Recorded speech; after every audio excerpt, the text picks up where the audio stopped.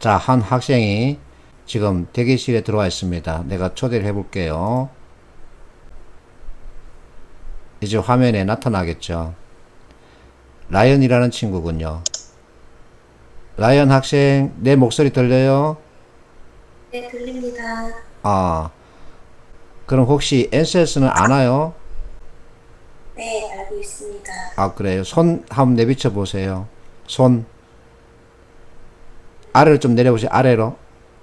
오케이. 이뻐, 손 이뻐요. 자, 그러면 화면에 그림이 잘 나타나는지 봐주세요. 자, 내가 자료를 띄웠습니다. 화면에 보이나요? 네, 학생은 혹시 LH공사 들어가고 싶어 하나요? 네, 아, 그러면, 자, 사무직군 지원자에게는 전공시험 대신에 직무 관련 심화 문제를 주고 있습니다. 한 20문제 정도 되지요. 그러면 이와 같은 심화 문제 어떻게 출제되는지 그동안에 인터넷에 올려져 있는 후기를 볼게요. 자, 이 문제 답은 몇 번일까? 자, 학생이 실제 답을 정해서는 나한테 카톡으로 보내보세요.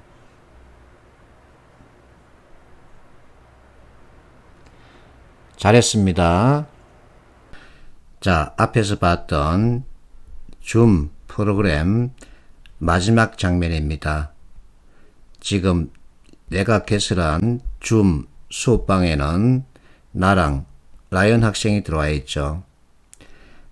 나와 라이언 학생이 서로 주고받으면서 공부를 했는데, 자, 라이언 학생이 이 문제를 풀고서는 답을 1번으로 정했다고 하면서 나에게 카톡으로 답을 보내고 있습니다. 수업 때는 답을 카톡으로 받습니다. 내 개별 톡으로 보내라고 합니다. 왜냐하면 답을 말로 하라고 하는 경우 내가 다른 학생과 답이 다르면 머뭇대거나 또는 다른 답으로 바꾸려고 하죠. 즉 자기 확신이 자꾸만 줄어들게 됩니다. 그래서 카톡으로 받으면 다른 사람들 눈치를 보지 않기 때문에 확답을 하게 되죠. 이 연습이 꼭 필요합니다.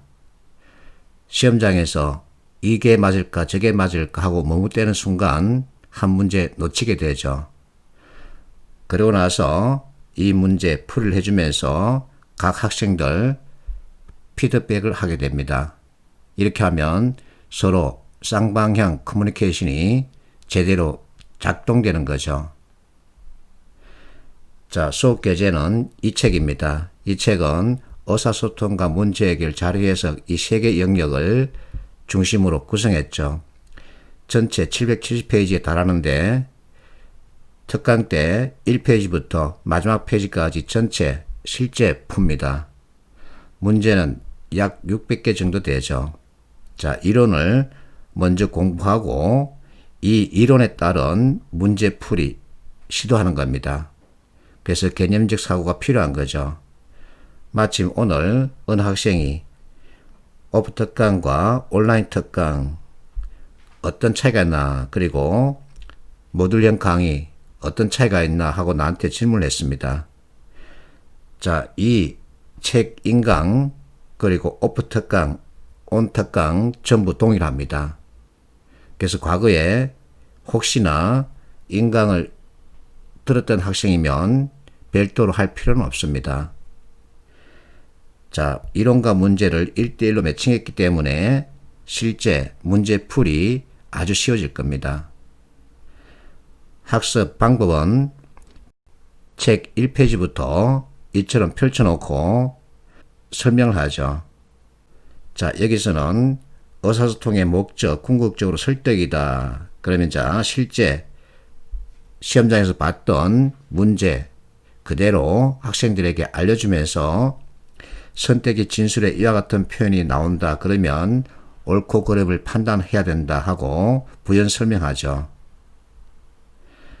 자료성 문제, 자, 실제 책의 한 페이지를 공유 자료로 올려놓고 같이 보면서 풀기 때문에 학습 효과는 더 뛰어나다고 생각합니다. 오프라인에서 이 문제를 풀 경우 칠판에다 그림을 그려가면서 설명해야 되는데 온라인에서는 펜으로 설명하는 것을 그대로 보면서 답을 찾기 때문에 시간 활용이라는 측면에서 아주 효율적입니다. 자, 운송비 최소 요건을 찾으라 그러죠. 그러면 경제 원칙을 가져와야 합니다. 경제 원칙은 최소 비용, 최대 효과죠. 자, 비용 관련 항목에서 가장 많이 먹히는 놈이 흑연입니다. 그러면 총 운송비는 종속 변수가 되고 이와 같은 각각의 요소는 독립 변수가 되죠. 종속 변수와 독립 변수의 관계에서 흑연이 가장 많이 차지하기 때문에 이놈을 최소화를 시키면 전체 운송비는 최소화가 되는 거죠. 그래서 이것을 계산하지 말고 경제 원칙이라고 하는 이 개념 가지고 답을 찾는 겁니다. 분명하게 발문에서 총 운송비 최소화 요건을 묻고 있습니다. 자, 이처럼 여러분들도 이해하기 쉽고 나도 설명하기 편하고 이렇게 일석이조를 기대할 수 있습니다. 자, 인간과 특강의 공통점과 차이점인데 공통점은 앞에서 얘기했습니다. 온이든 오프든 인강이든 전부 다 동일합니다. 차이점은 자, 특강에 참여한 학생들 서로 누가 빨리 푸냐, 누가 정확하게 푸냐, 나는 왜 느리냐, 나는 왜 틀리냐 이와 같은 것을 비교할 수 있죠.